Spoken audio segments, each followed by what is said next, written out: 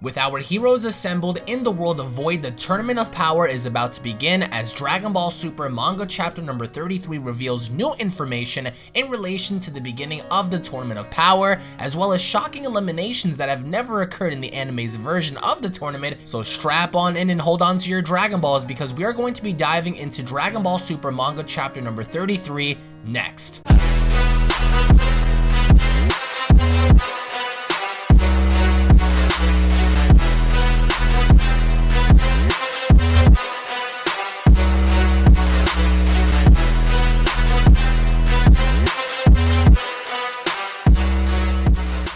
If you are new to this channel and enjoy what you see, then don't forget to punch that subscribe button and turn on all notifications by clicking on the bell icon to receive new and daily content on your mobile devices, desktops, and services that I provide, along with following me on these social media platforms to stay connected with me at all times. Thank you so much for your continued support. Now let's begin. With Dragon Ball Super Manga chapter number 33 on the horizon, we have some brand new information and scans revealed and showcasing what exactly is going to be transpiring in this upcoming Tournament of Power battle, as the official English translation for Dragon Ball Super Manga chapter number 33 has yet to be translated. We are going to be having official translations in the coming weeks, so make sure you guys are subscribed to the channel with notifications enabled to be up to date whenever the English translations are posted onto this channel, as we kick off the Dragon Ball Super Manga chapter number 33 edition with everybody arriving in the world of Void, very similar to the anime portrayal, with Universe 7 arriving, Universe 6 arriving. And with that being said, we also take into account how Goku begins to jump around in trying to feel out the gravity. And of course, as previously stated, we understand that flying is prohibited in the Tournament of Power, as stated by Whis, but of course that also establishes some of the other characters, as pointed out by Kuririn, in which creatures that bear that of wings are able to fly in the tournament, simply based off of their biology, in the idea that those who have wings are able to fly because wings are a part of their body. So there's really nothing new going on there, but we do have an interesting piece of dialogue from Android 17, Android 18, Muten, Roshi, Kuririn. Everyone seems to be looking around, simply trying to feel out the stage and feeling out the atmosphere. No different than how we saw in the anime, but as you guys can see on this manga chapter, there is a bit more dialogue between Muten, Roshi, Kuririn, Ten Shinhan, even 17, as basically everyone is talking amongst each other and trying to figure out what they're going to do and how they're going to approach things, until of course we finally see the arrival of Universe 6. Now what's very interesting about this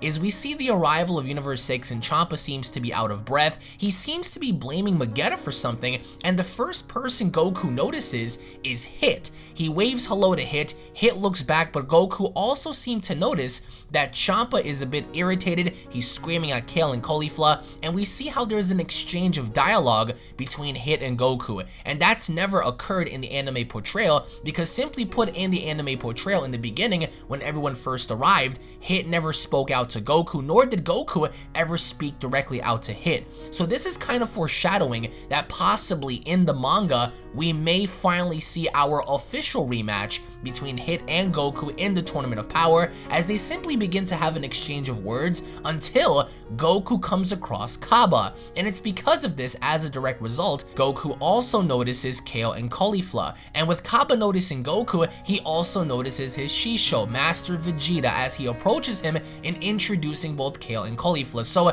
again, there's nothing really different here other than dialogue pieces, and the idea that I'm very interested as to what Goku and Hit are conversating about, perhaps maybe talking about how eventually they were going to fight in this tournament. As we progress on forward, we also bring ourselves to the latest introduction in Frost having to meet Frieza, and as they're talking amongst each other, you can kind of tell based on the way they're looking at each other that they obviously do not have any intention on working with one another, but of course, because they're both very deceitful, so as they're talking amongst each other, Frieza is talking to Frost, and they're kind of feeling each other out, perhaps maybe complimenting each other on how they look and how similar they look, of course, mirroring each other since they are parallel to one another, until of course we get to see how Shin notices that Belmont and Universe 11 have also arrived, and the first person that Goku notices among the pack is Jiren. And as Goku notices Jiren, he begins to talk to Vegeta. So Vegeta and Goku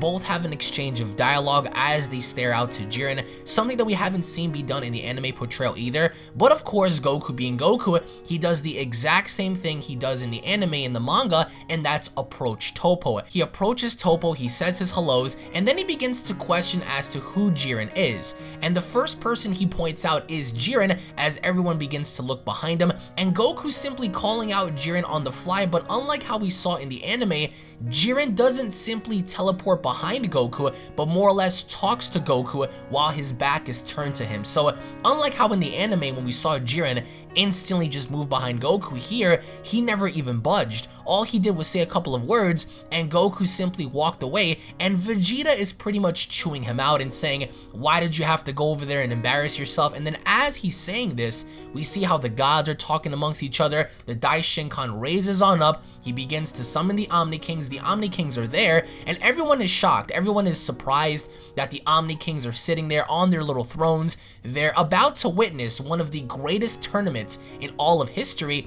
and every character seems to be prepared. The Daishinkan lays down the rules. All the gods are beginning to speak. Once again, we are going to have the English translations on this channel, so make sure you guys are subscribed. As everyone begins to formulate and taking their seats near their bleachers, we finally get to see how Champa and Beerus also have an exchange of words, which I really do enjoy because these two have had the most development as gods in the manga and in the anime than any other Hakaishin, and I'm really interested, and I'm very happy that both Champa and Beerus are beginning to have an exchange of dialogue here. And then finally, as the Daishinkan raises his hand, he asks everybody, is everybody ready? And with that, we have some beautiful artwork from Toyotaro in which showcases every god and every universe. Universe 6, Universe 9, Universe 4, Universe 2, Universe 3, Universe 10, Universe 11, and Universe 7. Everybody is locked and loaded, the fighters are ready,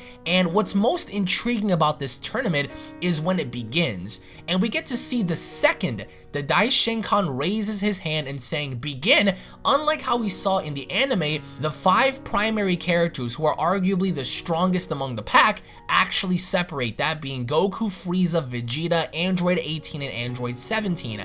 And we see how Gohan, Piccolo, Krillin, everyone is wondering what the heck is going on, why are they separating, because the goal is to work as a team. And 17 in this manga chapter is an absolute beast. Why? Because he jumps in and he starts annihilating everybody. So the first thing we get to see is how 17 charges in and he starts ringing people out first. So the first elimination in this tournament of power actually came from Android 17. He came in clutch, he knocked this one dude out who looked like a boxer, kicked him in the ribs, knocked him out of the ring, flew right past Botamo, and he was the first person to be eliminated from Universe 10. And with that being said, everyone else begins to take notice and they charge 17.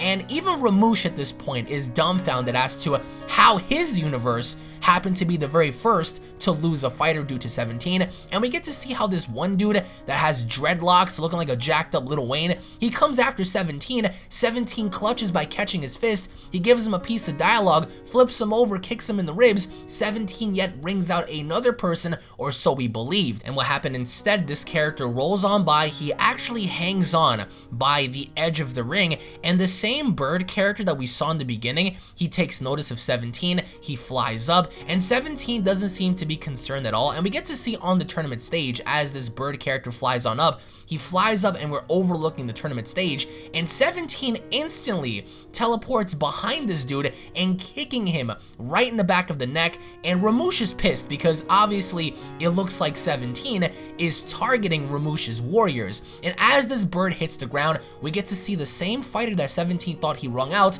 begin to climb back up. And as he's climbing back up, I really did enjoy this. All of a sudden, we see a very familiar foot stomp on down onto his hand, and in fact, it's Frieza. Frieza casually walks by, he crushes this man's hand, and he causes the elimination. And with that being said, Frieza now officially has an elimination in the tournament as well. So it looks like they're starting to get rid of all of the fodder characters as Frieza begins to walk away and saying something. And with that, we also see how Android 18, instead of fighting the female from Universe 11 first, we actually see her engaging herself against some of the other warriors from Universe 2, from Universe 10, 10, and Android 18 seems to also be fodderizing, because at this given point, with Android 18 having to fight Universe 2, the first thing she does is she fights the giant Pillsbury Doughboy, and as she's beating the holy mess out of him, she hits him so hard that this dude flies directly into Jamise, and Jamise ends up being eliminated as well. So we have 2 fighters eliminated from Universe 2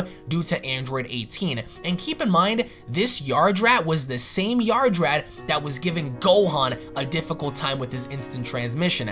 Talk about being fodderized in the manga. So far, the manga is doing an amazing job in throwing away the characters that never needed any development to begin with, as we go into Vegeta, and Vegeta is beginning to fight off a few warriors from Universe 9, Universe 3, and he casually catches their punches, he's laughing at them, and then in an instant, just as Vegeta was engaged in battle, he grabs these dudes and he casually flings them backwards, causing the elimination. So the same policeman from Universe 3 that kept increasing his speed in the anime, punching Vegeta and always talking about how he was quick to increase his speed and power, was easily fodderized in the first 5 seconds of this tournament match. And Vegeta, with that being said, is casually just blowing people off behind him. He doesn't seem to be trying either, so Universe 7 is definitely in the lead until, of course, we go to Goku. Now, unlike how we saw in the anime, all of Universe 11 is ganging up on Goku. That includes Kunchi, that includes Vaughn, that includes everybody but Dispo, Topo, and Jiren. So with Goku having to fight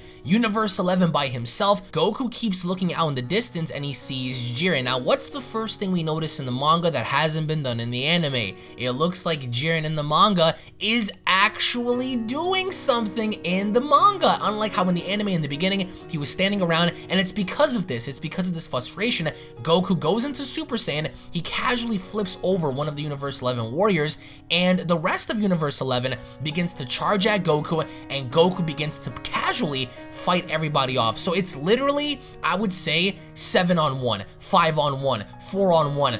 Goku is going in there just in base Super Saiyan form and casually fighting everybody off. And as Goku is flicking everybody away, it's very obvious that you can tell based on Goku's performance that he's improved so much. And depending on what you guys prefer, the anime or the manga, in the manga, Goku doesn't seem to be an idiot. Goku doesn't seem to be toying around. Goku actually is very serious. Why? Because he's punching these dudes. He's kicking these dudes with the intent of elimination. He slaps away Kunchi. He slaps away, everybody. He slaps away everybody as he looks out in the distance, and we get to see how Jiren beats down Nigirishi as he begins to fly away. So unlike in the anime, Jiren is actually on the move, and Goku notices this, and he sees out in the distance how Jiren is running through Majikayo. He's running through Nariyama. He's running through everybody. Jiren at this point, all he's simply doing is running around, and as Jiren is running around, he's bodying everybody in his path. And Goku notices this, and we have a beautiful shot. We have such a beautiful shot of the overview of the tournament, and there's literally complete and utter chaos everywhere. And we get to see bodies are everywhere, explosions are everywhere. The manga portrayal did an amazing job, and then we get to see how Frost is choking the life out of somebody. And as Frost is beginning to choke the life out of somebody and beat him down, we see how Frieza casually approaches. And as Frieza casually approaches, he begins to talk to Frost in overlooking Universe 7. Now, the only fighters that aren't doing anything right now are Gohan, Piccolo, Muten, Roshi, Kuririn, and Tenshinhan. They're in a group, they're huddled together, and they're waiting. And Frieza looks behind him, and he notices that these, individuals are very susceptible to being attacked, and Frost begins to talk to Frieza. Frieza begins to talk to Frost as we close off the manga chapter. Now, again, we are going to have English translations on this channel, so make sure you guys are subscribed. I love this chapter so much, and the reason for that is because number one, Goku's not an idiot. Number two, they're establishing Jiren and giving him character development. Number three, we have the interaction of Hit and Goku, which may foreshadow for them to fight in this manga at some given point. Number four, we see how finally 18, Vegeta, 17, everybody is trying to eliminate people. They're not just going in there and just casually throwing punches. They're in there to eliminate. And so far, Universe 7 has the most eliminations, and we finally get to see how Goku is getting backed into a corner. They're obviously foreshadowing in Goku trying to come after Jiren, and at some given point they will. But this is where you guys come in. Post your comments down below, guys. What are your overall thoughts on this manga chapter? What are your overall expectations as to what you guys want to see in the future? What are your overall thoughts on the development process for literally every single character being shown right now? Because every single individual seems to have their own moment, and all the fodder characters, the characters that really never mattered to begin with, are getting tossed out of here, which I believe is a very essential thing to tell, especially if you want to progress with the story. So let me know your thoughts down below, guys, as to what you guys think. Thank you all so much for watching, guys. If you guys are new, hit that subscribe button, turn on all notifications, follow me on Snapchat and Twitter. Links will be located down below. Tune back in for more, and I'll be seeing you all down in the comment section below. Cue my outro, bitch.